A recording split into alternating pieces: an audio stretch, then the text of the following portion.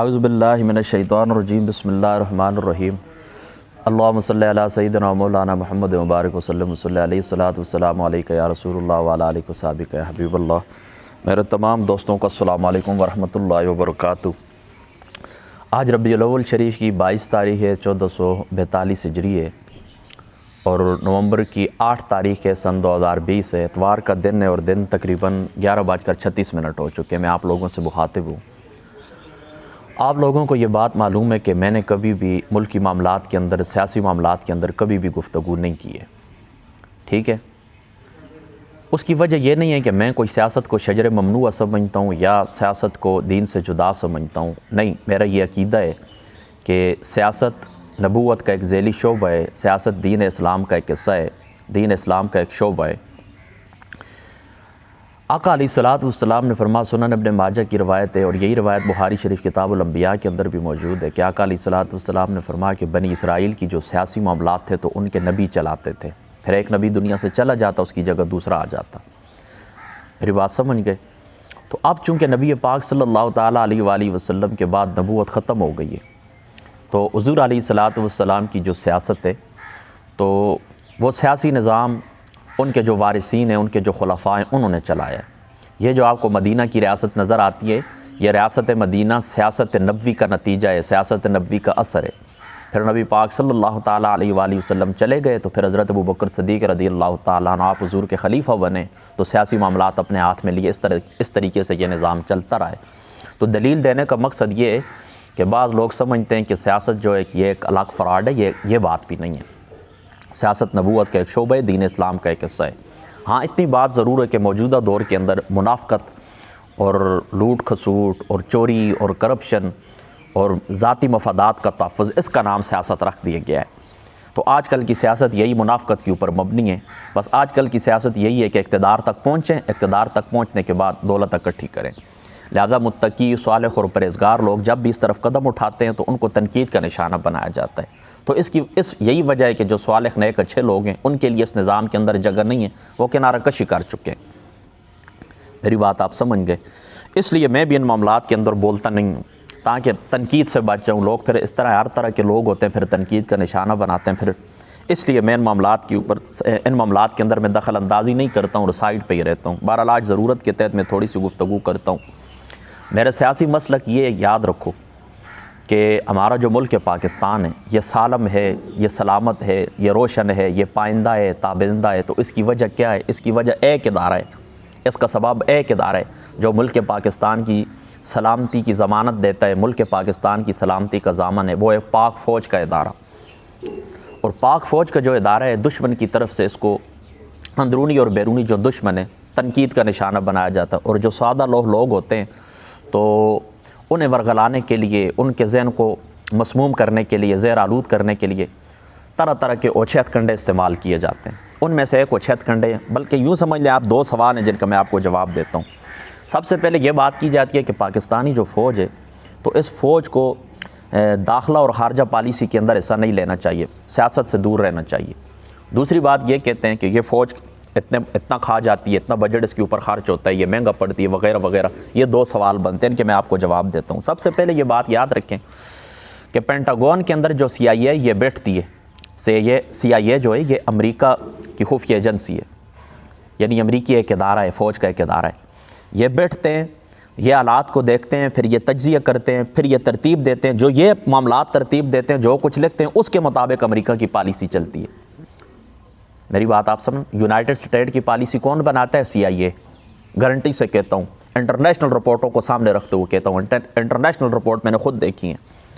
اچھا، انڈیا کی جو داخلہ اور خارجہ پالیسی کے اندر بہت زیادہ ہاتھ ہے را کا۔ 2 ہو گئے۔ موساد اسرائیل کی خفیہ ایجنسی ہے، موساد، وہ کیا کرتی ہے؟ وہ معاملات ترتیب دیتی ہے، یعنی جو اسرائیل کی خارجہ اور داخلہ پالیسی ہے وہ ترتیب دینے والی کون ہے؟ موساد ہے۔ اور اسی طریقے سے جو GB جو ہے نا KGB، یہ سوویت یونین کے لیے ہم کام کرتی رہی ہے۔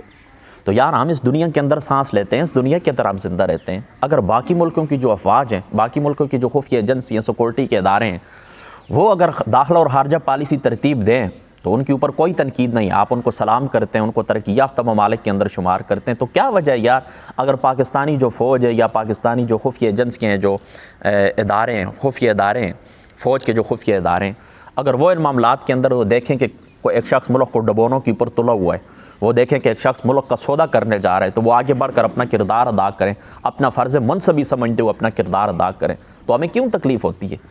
بے شک وہ داخلہ خارجہ پالیسی ترتیب دیں، وہ دیکھیں کہ یہ شخص موضوع نہیں، اس کو ہٹا دیں، اس میں کیا برائی ہے؟ یہ تو بات ان کے فرائض کے اندر شامل ہے، میں سمجھتا ہوں. ایک بات ہو گئی، لہذا اس بات کے اوپر آپ نے توجہ نہیں دینی ہے، ٹھیک ہے. دوسری بات یہ یاد رکھیں، یہ کہتے ہیں کہ بچپن سے ہم سنتے چلے آ رہے ہیں، کہتے ہیں کہ فوج جو ہے تو یہ بجٹ کا تقریباً 80% اس کے اوپر خرچ ہوتا ہے. یہ بات قطعاً غلط ہے. کیوں غلط ہے؟ میں آپ کو صرف 2 مثالیں دیتا ہوں. دیکھیں مالی سال 2018 اور 19، مالی سال 2018 اور 19 اس کا جو بجٹ ہے یہ 5,932 ارب روپے، 5,932 ارب روپے، اور فوج کے لیے کتنا ہے؟ 1,100 ارب روپے. 5,932 ارب روپے میں سے فوج کے لیے کتنے مختص ہوئے ہیں؟ 1,100 ارب روپے. مجھے بتائیں یہ کتنا بنتا ہے کل بجٹ کا؟ یہ بنتا ہے 18.54%. تو تم تو کہتے ہو 80% ان کے اوپر خرچ ہوتا ہے، جبکہ اعداد اور شمار حقائق ہمیں بتاتے ہیں کہ نہیں، یہ تو 18.54% بنتا ہے.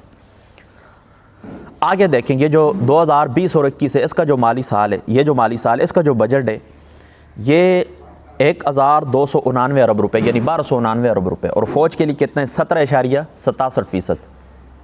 باقی 82 کچھ فیصد وہ عوام کے لیے. اس طریقے سے میں گارنٹی آپ کو دیتا ہوں 16-17 کا لے لیں، 14-15 کا لے لیں، آپ بجٹ بے شک دیکھ لیں، کہیں پر 19، کہیں پر 18، کہیں پر 16، زیادہ سے زیادہ 20 ہو جاتا ہے. تو یہ بھی پروپیگنڈا، اس کے اوپر بھی توجہ نہ دیں کہ 80% ان کے اوپر خرچ ہوتا ہے. یہ بات بالکل غلط ہے. فوج کے اوپر خرچ ہوتا ہے 17%، 18%، زیادہ سے زیادہ 20%. یہ بات آپ سمجھ گئے؟ اچھا ایک اور بات کرتے ہیں. کہتے ہیں جی کہ یہ جو جی ڈی پی ہے، جی ڈی پی یاد رکھنا کسی ملک کی کل پیداوار ہوتی ہے، یعنی جو کچھ آپ کماتے ہیں یا جو کچھ ملک پیدا کرتا ہے، زرعی پیداوار ہوتی ہے، ان سب کو اکٹھا کیا جاتا ہے تو جتنی رقم بنتی ہے ایک سال کی اس کو جی ڈی پی کہتے ہیں. اب 70 کی دہائی میں جو جی ڈی پی کا جو کل جی ڈی پی کا 6% فوج کے اوپر خرچ ہوتا تھا، اب وہ کم ہوتے ہوتے فقط 2.6% تک آ گیا ہے. یعنی 70 کی دہائی میں کتنا تھا؟ 6% کل جی ڈی پی کا فوج کے اوپر خرچ ہوتا تھا. اب کتنا ہوتا ہے؟ کم ہوتے ہوتے 2.6% تک آ گیا ہے. تو آپ مجھے بتائیں، ایمانداری سے بتائیں کہ یہ بجٹ اوپر جا رہا ہے یا نیچے آ رہا ہے، کم ہو رہا ہے؟ دوسری بات یاد رکھیں، ایک فوجی کے اوپر $8,077 ایک سال کا خرچہ ہے. ہمارے جو پاکستانی ایک فوجی ہے اس کے اوپر کتنا خرچہ ہے؟ 8,077. یہ بات ذہن میں رکھیں. بھارت میں $17,554 ایک فوجی کے اوپر سالانہ خرچ ہوتا ہے. ترکی کے اندر $31,184 ایک فوجی کے اوپر سالانہ خرچ ہوتے ہیں. امریکہ کے اندر $4,26,814 ایک فوجی کے اوپر خرچ ہوتے ہیں. سعودی عرب کے اندر $3,78,000 ایک فوجی کے اوپر خرچ ہوتا ہے. اور ان کی جو خدمات ہیں فوج کی اپنے ملک کے لیے وہ بھی آپ جانتے ہیں، اور اپنی فوج کی قربانیاں بھی آپ اپنے سامنے رکھیں.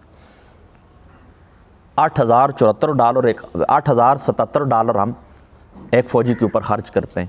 یہ سارے ممالک کی جو میں نے فہرست جتنے 4-5 ممالک کی گنوائی ہے ان کا یہ 10واں حصہ بھی نہیں بنتے. یہ بات آپ سمجھ گئے؟ اچھا ایک اور بات بھی ذہن میں رکھیں کہ $22 سالانہ ایک شخص کے اوپر، مطلب آپ یوں سمجھ لیں کہ پاکستان کا ایک شہری اپنی فوج کے لیے سالانہ $22 دیتا ہے. کتنے؟ اور یہی اسرائیلی فوجی کی، یعنی وہاں پر جو اسرائیل ہے، اسرائیل کی ایک شخص کے اوپر کتنا آتا ہے؟ $2,000 وہ اپنی فوج کو دیتا ہے. اسرائیل کا ایک فرد اپنی فوج کے لیے کتنے دیتا ہے؟ $2,000. آپ کتنے دیتے ہیں؟ 22. اور پیچھے جو میں نے آپ کو فہرست گنوائی ہے کہ ہم $8,077 ایک فوجی کے اوپر خرچ کرتے ہیں، اور باقی ممالک کوئی 17,000، کسی کے 31,000، امریکہ 3 لاکھ سے بھی اوپر ہے. تو انتہائی کم خرچ کے اوپر، میری بات یاد رکھیں، انتہائی کم خرچ کے اوپر ہماری جو پاک فوج ہے انتہائی بہتر سروس ہمیں مہیا کرتی ہے. دیکھیں آج میں بھی گھر کے اندر سکون سے بیٹھا ہوں، آپ بھی بیٹھے ہوئے ہیں، جمعہ پڑھتے ہیں آسانی کے ساتھ جا کر پڑھتے ہیں، عید کے اجتماع میں ہم شریک ہوتے ہیں، بڑے بڑے جلسے جلوس کرتے ہیں سڑکوں کے اوپر. کیوں کرتے ہیں؟ سکون کے ساتھ ہم کیوں کھلی گفتگو کرتے ہیں؟ اس لیے کرتے ہیں کہ ہمیں کامل یقین ہے، ہمیں کامل یقین ہے کہ اب ہم سکون کے ساتھ اپنے گھروں کے اندر ہے، ہماری جو فوج ہے وہ سرحدوں کے اوپر کھڑی ہے ہماری حفاظت کرنے کے لیے۔ میری بات آپ سمجھ گئے؟ تو یہ جو آپ کے ذہنوں کو مسموم کرنے کے لیے پروپیگنڈا کیا جاتا ہے نا، یہ اس کی اصل حقیقت ہے۔ میری بات آپ سمجھ گئے؟ لہذا 2 سوال آپ کے اوپر ہوں گے، دونوں کے میں نے آپ کو جواب دے۔ فوج کتنا کھاتی ہے، کتنا خرچ ہوتا ہے اس کے اوپر، یہ بھی آپ کے ذہن میں ہو گیا، آپ کے ذہن کے اندر یہ بات آ گئی، اور یہ بات بھی آپ کے ذہن کے اندر آ گئی کہ داخلہ اور خارجہ پالیسی کے اندر اصل ہے کوئی بری بات نہیں ہے، ان کے فرائض کے اندر شامل ہے کہ اپنے ملک پاکستان کی حفاظت کریں، اور جو برے لوگ قیادت کرنے والے ان سے یہ چھینیں، ان کو ہٹائیں درمیان میں سے اور خود آگے بڑھیں، یہ ان کا حق بنتا ہے۔ 2 باتیں ہو گئی۔ بس آخری بات میں آپ سے یہ کرنا چاہتا ہوں کہ ہمارا جو پاکستان ہے یہ جغرافیائی لحاظ سے انتہائی اہمیت کا حامل ہے، اس کا جو محل وقوع یہ انتہائی اہمیت کا حامل ہے۔ جس خطے کے اندر یہ واقع ہے نا، اس خطے کے اندر واقع ہونے کی وجہ سے جغرافیائی لحاظ سے یہ انتہائی اہمیت کا حامل ہے۔ اندرونی اور بیرونی دشمن، یہ آپ یوں سمجھ لینا کہ یہ پاکستان ایک بچہ ہے چھوٹا سا، شیر کا ایک بچہ ہے چھوٹا سا، اب سب نے اس کے اوپر نظریں رکھی ہوئی ہیں کہ اب یہ بڑا ہوگا تو ہمیں ہی کھا جائے گا، تو اس لیے اندرونی اور بیرونی دشمن اس کو تباہ کرنے کے اوپر تلے ہوئے ہیں، اور پاکستانی جو فوج ہے تو یہ اس کو پہلے دن سے لے کر آج تک اس کو قائم رکھے ہوئے اور اس کی بقا کی ضامن ہے۔ لہذا ان حالات کے اندر کہ جب پاکستان نازک حالات سے گزر رہا ہے تو ان حالات کے اندر کبھی بھی اپنی فوج کے اوپر تنقید نہ کریں، یہ میری آپ کو نصیحت ہے۔ میری آپ بات سمجھ گئے؟ کبھی بھی اس کے اوپر تنقید نہ کریں۔ یاد رکھیں، میں اپنی قبر قیامت کو اللہ رسول کو سامنے رکھتے ہوئے کہتا ہوں کہ ہماری جو فوج ہے یا صرف اور صرف ہمارا جو پاکستان ہے اس کی وجہ سے سلامت ہے، اس کی وجہ سے بچا ہوا ہے۔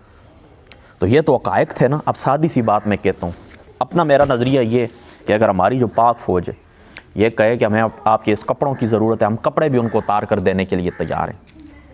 مجھ سے کوئی پوچھے نا کتنا ان کے اوپر خرچ ہوتا ہے، میں کہتا ہوں وہ خرچ ہوتا ہے، وہ تو ہوتا ہے، یہ کپڑے یہ بھی ہم ان کو دینے کے لیے تیار ہیں۔ پھر کپڑے سے نیچے جسم ہوتا ہے نا، اس کی باری آتی ہے کہ بوٹیاں بھی لے جائیں، بوٹیاں جسم کا گوشت بھی ان کو ضرورت ہے لے جائیں، خون ضرورت ہے وہ لے جائیں۔ کیوں کہ ہمیں پتہ ہے الحمدللہ تعالیٰ ہمیں کامل یقین ہے کہ ہماری جو پاک فوج ہے ہماری سرحدوں کی محافظ ہے، ہمارے ملک پاکستان کی محافظ ہے، ہمارے ملک پاکستان کی سلامتی کی ضامن ہے، بقا کی ضامن ہے۔ اللہ تعالیٰ سمجھ کی توفیق عطا فرمائے۔ السلام علیکم۔